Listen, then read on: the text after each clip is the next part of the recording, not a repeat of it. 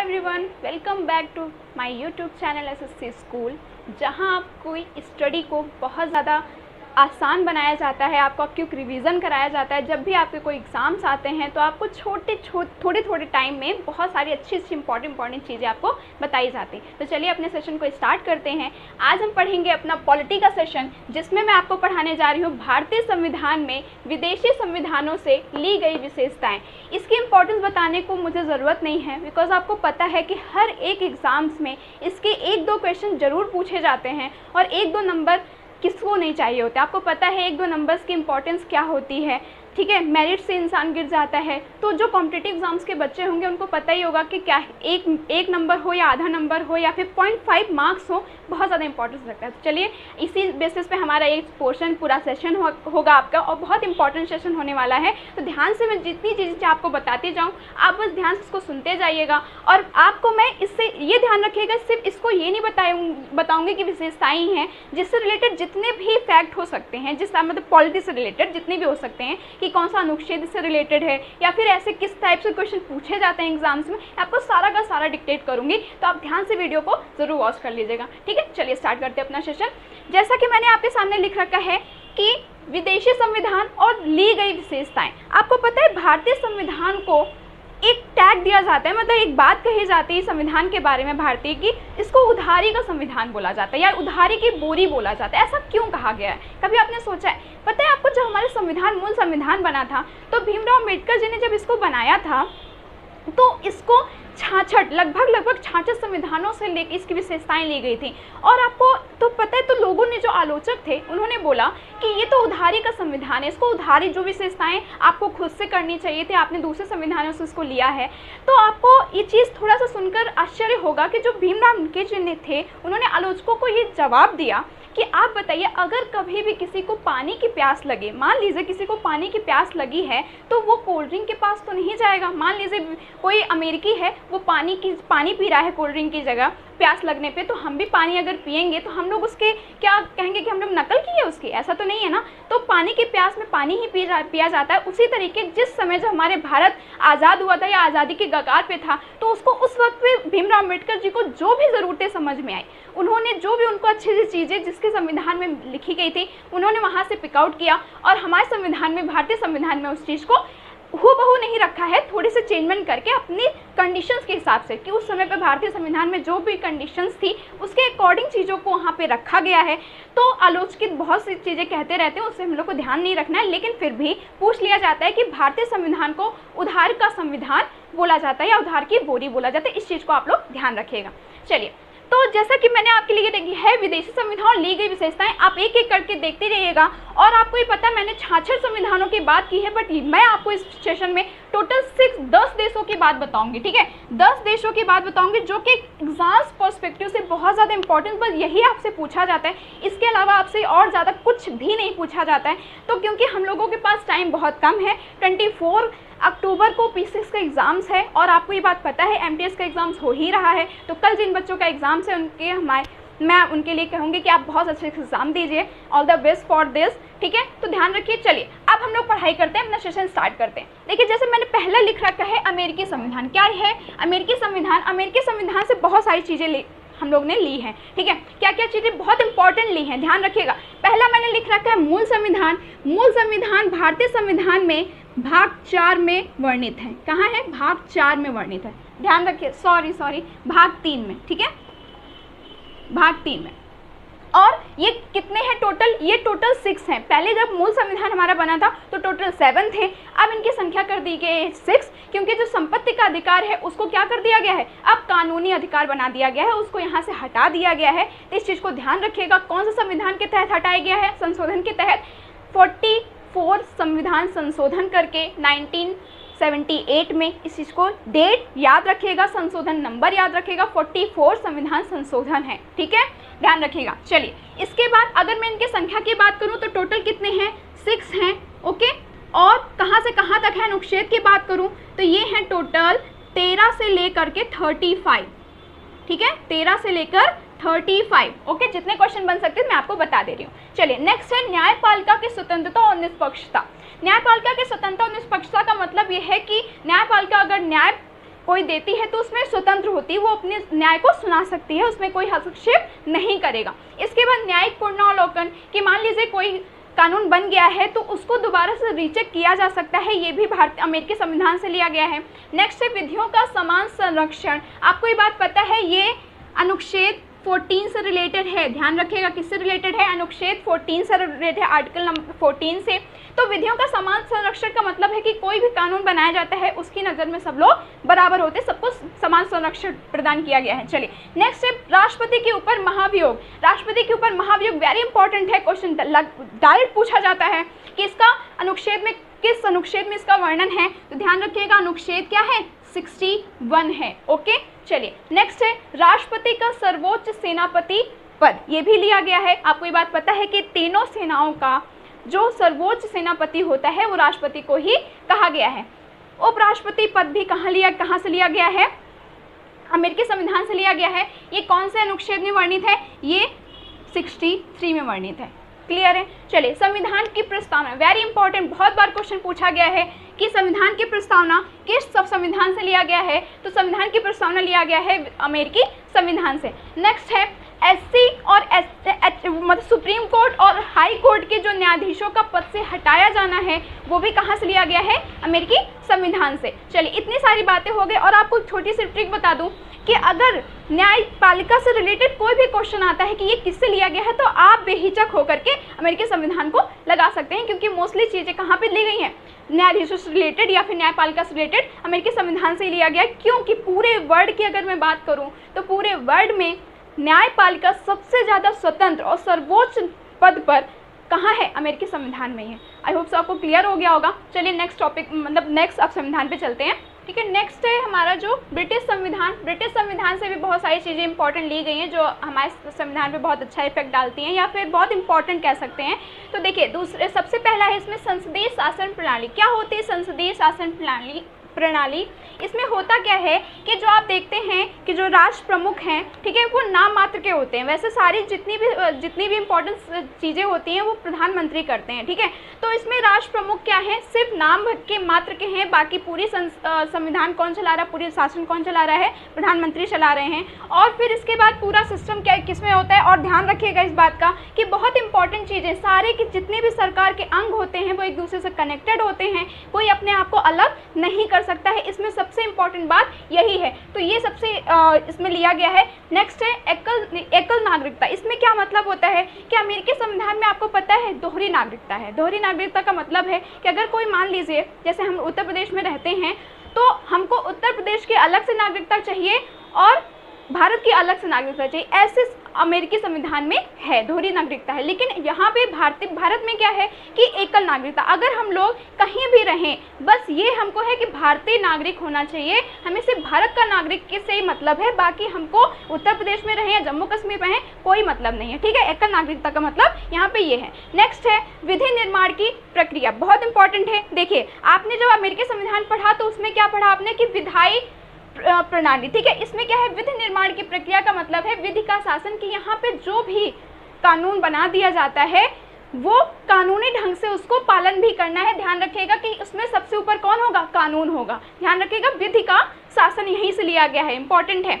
इसके बाद एकीकृत न्याय प्रणाली, वेरी इंपॉर्टेंट। देख लीजिए आपको पता है हमारे यहाँ पे जो न्यायपालिका है वो 3 तरीके की है। पहला सबसे पहले क्या है, एचसी है, मतलब सुप्रीम कोर्ट। इसके बाद क्या है, हाई कोर्ट है। इसके बाद जो नीचे आपकी अधिकरण वगैरह होते हैं वो हैं। तो ध्यान रखिए जो जिला न्यायालय होते हैं, तो सबसे ऊपर क्या है, सुप्रीम कोर्ट है, इसके बाद हाई कोर्ट है, इसके बाद अधिकरण आते हैं या फिर जिला न्यायालय आता है। तो इसका मतलब ये है कि एक दूसरे से कनेक्शन है इन लोगों का, बट सबसे ऊपर कौन है, सुप्रीम कोर्ट है। इस चीज़ को ध्यान रखिए, इसका मतलब ये है। ठीक है, चलिए नेक्स्ट पे चलते हैं। ठीक है, नेक्स्ट है हमारा आयरलैंड संविधान। इससे ये भी बहुत इंपॉर्टेंट है। ठीक है, तो इससे क्या क्या लिया गया है, डीपीएसपी लिया गया। डीपीएसपी को क्या बोला जाता है, राज्य के नीति निर्देशक तत्व। ठीक है, ये कहाँ पे है, ये संविधान के भाग 4 में वर्णित है। कहाँ पे, भाग 4 में है। क्लियर है, ध्यान रखिएगा इस बात का कि बहुत पूछा जाता है कि किस भाग में है, तो भाग 4 में है। ठीक है, नेक्स्ट है राष्ट्रपति के निर्वाचन मंडल की व्यवस्था। ये डायरेक्ट क्वेश्चन पूछा गया है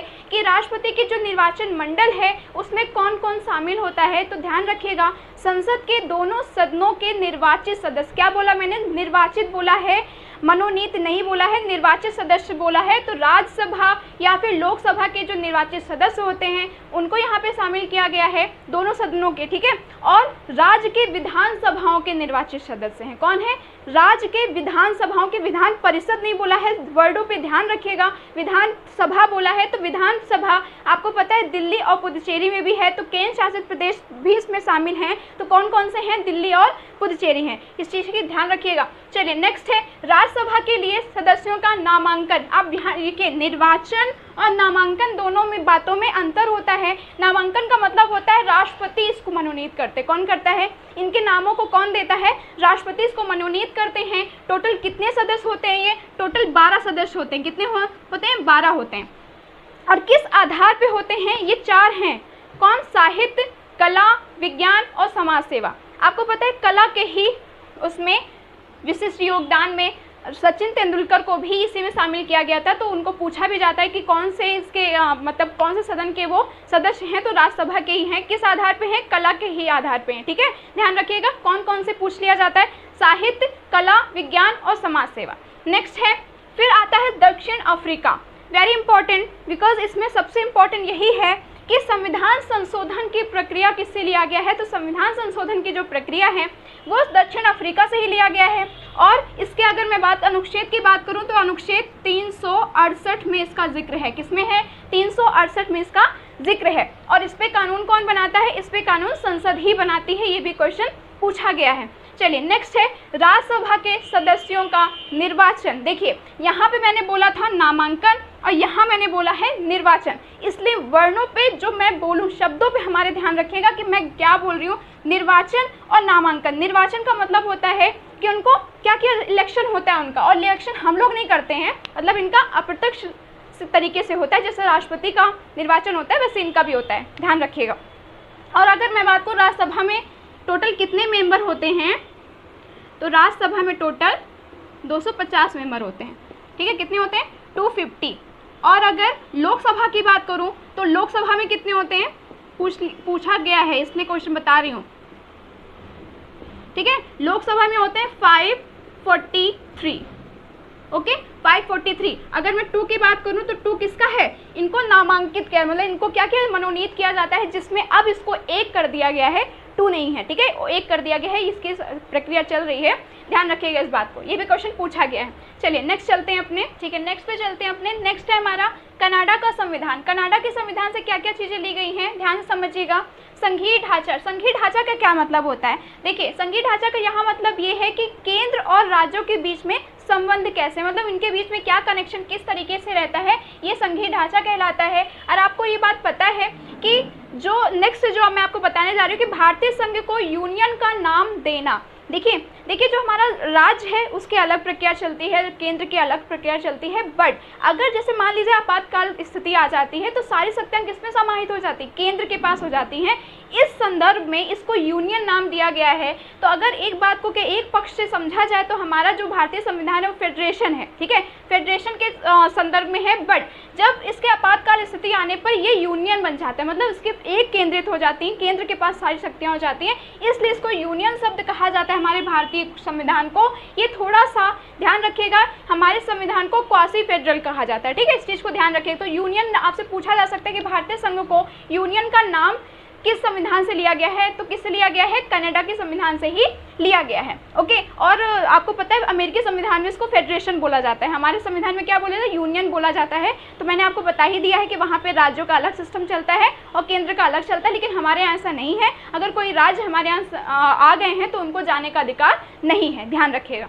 चलिए नेक्स्ट है अवशिष्ट शक्तियाँ केंद्र के पास होंगी। क्या होती हैं अवशिष्ट शक्तियाँ, देखिए आपने 3 तरीके की सूचियाँ पढ़ी होंगी, ठीक है, समवर्ती सूची पढ़ी होगी, यूनियन संघ सूची और राज्य सूची।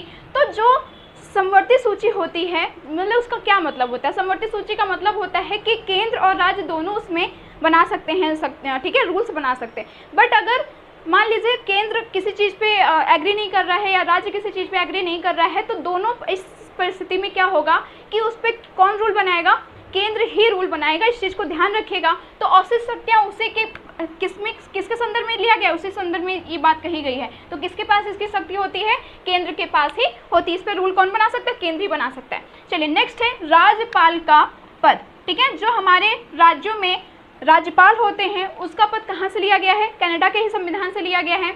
नेक्स्ट है केंद्र द्वारा राज्यों के राज्यपालों की नियुक्ति। ये बात तो आपको पता ही है कि जो ऐसे नियुक्तियां होती हैं वो कौन करता है, राष्ट्रपति के नाम से किया जाता है, मतलब वही करते हैं, बट किसकी सलाह पर, पीएम के सलाह पर, ठीक है। चलिए नेक्स्ट है एचसी का परामर्शी न्याय। मतलब कहने का ये है कि अगर मान लीजिए कि संसद को कोई बात पे किसी बात पे चीज़ समझ में नहीं आ रही हैं तो वो सुप्रीम कोर्ट उस पर क्या करता है, अपना एडवाइस देता है, ठीक है उसको। तो ये किससे लिया गया है, कनाडा के संविधान से। इस चीज़ को ध्यान रखिए कि पूछा जा चुका है। चलिए नेक्स्ट चलते हैं। नेक्स्ट है जापान का संविधान। जापान के संविधान से क्या लिया गया है, विधि द्वारा स्थापित प्रक्रिया। देखिए इसको थोड़ा समझ लीजिए कि इसको इंग्लिश में बोलते हैं ड्यू प्रोसेस ऑफ लॉ। देखिए जो संविधान में हमारे नहीं वर्णित है, ठीक है, उसके लिए क्या कैसे संविधान में कि जैसे मान लीजिए हमको क्या है, जैसे नींद लेने का हमको अधिकार है, ठीक है। हम बहुत दिन भर सो सकते हैं, रात भर तो इंसान सोता ही, दिन भर सो सकते हैं, 11 बजे उठ रहे हैं, कोई मतलब नहीं है। तो इसके लिए संविधान है, हमको कोई रोक नहीं सकता। मम्मा रोक सकती है बट फिर भी और कोई नहीं रोक सकता है। कोई ये बाहर आके अरे नहीं तुम्हें 4 बजे उठना चाहिए, ऐसा कुछ भी नहीं है। तो ऐसे कोई जो इस तरीके के जो प्रोसेस होते हैं उसको न्यायपालिका खुद संज्ञान लेती है, ठीक है। उसको मूल संविधान में नहीं लिखा गया है। इस चीज़ को जैसे निजता का संविधान अभी आया था, ठीक है, इस तरीके से जिसमें बहुत बवाल भी मचा था, तो इस चीज़ को आप जानते होंगे। तो इस तरीके की जो प्रक्रिया होती है उसको कानूनी जो स्थापित किया जाता है उसको कौन करता है, न्यायपालिका ही करती है। तो उसको किस संविधान के अंतर्गत किस अनुच्छेद के तहत रखा जाता है, ये ध्यान रखिए 21 अनुच्छेद 21 है, आर्टिकल 21 उसके तहत रखा जाता है। और ये कौन करते हैं, न्यायपालिका करती है। इस चीज़ को ध्यान रखिए कि कहाँ से लिया गया है, ये जापान के संविधान से ही लिया गया है। नेक्स्ट है ऑस्ट्रेलिया का संविधान। ऑस्ट्रेलिया के संविधान से क्या लिया गया, समवर्ती सूची। जैसा कि मैंने आपको अभी बता ही दिया है कि 3 तरीके की सूचियाँ होती हैं जो आपकी, ठीक है, 7th अनुसूचियाँ जो मैंने आपको सारी अनुसूचियों की वीडियो बनाई है उसमें आपको बताया होगा कि 7 जो अनुसूचियाँ उसमें मैंने आपको बताया उसमें 3 तरीके की सूचियाँ, ठीक है, 3 तरीके की सूची। उसमें एक संघ सूची है, एक राज्य सूची और समवर्ती सूची। तो जो समवर्ती सूची है वो कहाँ से लिया गया है, जापान के संविधान से, ऑस्ट्रेलिया के संविधान से लिया गया है। चलिए नेक्स्ट है इसी में ही क्या लिया गया, संसद के दोनों सदनों की संयुक्त बैठक। ये ध्यान रखिए, वेरी इंपॉर्टेंट, इसका आर्टिकल पूछ लिया जाता है। तो आर्टिकल है 108, बहुत ज़्यादा इंपॉर्टेंट है। तो ध्यान रखिएगा कहाँ से लिया गया है, ये ऑस्ट्रेलिया के संविधान से लिया गया है। नेक्स्ट है जर्मनी का वाइमर संविधान। इसको नाम भी याद रखिएगा, ये भी क्वेश्चन पूछा गया है कि जर्मनी का संविधान है उसको कौन से नाम से जाना जाता है। आपके सामने जर्मनी नहीं लिख के आएगा, वाइमर लिख के आ जाएगा, तो आप भी इसको समझ जाइए किसकी बात हो रही है, ठीक है। तो जर्मनी के संविधान को वाइमर संविधान भी कहा जाता है। और इससे क्या लिया गया है, आपातकालीन शक्तियाँ। आपको ये बात पता है कि 352, ठीक, 356 और 360 ये 3 के अंतर्गत हमारे यहाँ आपातकालीन शक्तियाँ हमारे अनुच्छेद में जो हमारे संविधान में की वर्णन किया गया है। तो ध्यान रखिएगा, तो 3 शक्तियाँ आपको दी गई हैं। और जो आपको ये बात पता है कि जब ये लगती है तो हमारे जो मूल अधिकारों का है वो स्थगित हो जाती है, ठीक है, वो हमारे नहीं रह जाते हैं, उनको कैप्चर कर लिया जाता है। तो ये कहाँ से लिया गया है, जर्मनी के वाइमर संविधान से ही लिया गया है। चलिए थोड़ा सा और बचा हुआ है, आप 2 टॉपिक और बचे, 8 तक हम लोग पहुँच चुके हैं, बस 2 और पढ़ने हैं, ठीक है। नेक्स्ट है हमारा फ्रांस का संविधान। फ्रांस के संविधान से क्या चीज़ें ली गई हैं, फ्रांस के संविधान से लिया गया गणतंत्रात्मक शासन व्यवस्था। इसका क्या मतलब है कि इसके जो राष्ट्राध्यक्ष होंगे, मतलब राष्ट्रपति जो होंगे, उनका निर्वाचन होगा, ठीक है, वो मनोनीत नहीं किए जाएंगे, उनका क्या होगा, निर्वाचन होगा और उन्हीं के नाम पर ही पूरा शासन चलाया जाएगा। ये कहाँ से लिया गया है, यहीं से लिया गया है। चलिए नेक्स्ट है समता और बंधुता के आदर्श। ये तो बहुत कॉमन सी चीज़ है, आपको पता ही होगा, ठीक है। तो समता और बंधुता कहाँ से लिया गया है, फ्रांस के संविधान से लिया गया है। नेक्स्ट है सबसे लास्ट है यूएसएसआर। यूएसएसआर का मतलब है प्रेजेंट रसिया, ठीक है, क्या है, प्रेजेंट रसिया, क्योंकि ये रसिया से मतलब पहले ये इसी में शामिल था, अब ये अलग हो गया है। तो यहाँ से क्या लिया गया, यहाँ से लिया गया है फंडामेंटल ड्यूटीज़। इसका जिक्र कहाँ किया गया है, इसका जिक्र भी ध्यान रखिए, पूछा जाता है कि भाग 4A में किया गया है, ठीक है। इसमें इकलौता ये भी पूछा जाता है कि ऐसा कौन सा भाग है संविधान का जिसमें इकलौता एक ही अनुच्छेद है। तो इस किस अनुच्छेद के अंतर्गत आता है, 51A, ठीक है। और टोटल हैं कितने, इसमें टोटल हैं 11, ठीक है, पहले 10 थे लेकिन इसको बाद में फिर 86वें संविधान संशोधन के अंतर्गत इसको सबसे लास्ट में जोड़ा गया है। एक तो ध्यान रखिएगा टोटल कितने हैं 10, मैं फिर लिख दूँ इसे मूल संविधान 10 + 1। ओके, चलिए ये था हमारा पूरा का पूरा सेशन और आई होप सो आपको क्लियर हो गया होगा कि मैंने क्या क्या पढ़ाया, आपको बहुत क्लियर, बहुत ही एक्सप्लेन भी किया है और जितने क्वेश्चन इससे बन सकते थे इंपॉर्टेंट मैंने आपको सारे के सारे बता दिए हैं। तो आई होप सो आपको सारे ये सेशन अच्छा लगा होगा। तो यही समाप्त करते अपने सेशन को और अगर आपको अच्छा लगा हो तो प्लीज़ लाइक कर दीजिएगा, ज़्यादा से ज़्यादा शेयर कर दीजिएगा और चैनल को सब्सक्राइब कर दीजिएगा, बेल आइकन प्रेस कर दीजिए ताकि आप हर एक नोटिफिकेशन मिलती रहे। Thank you so much, take care and bye.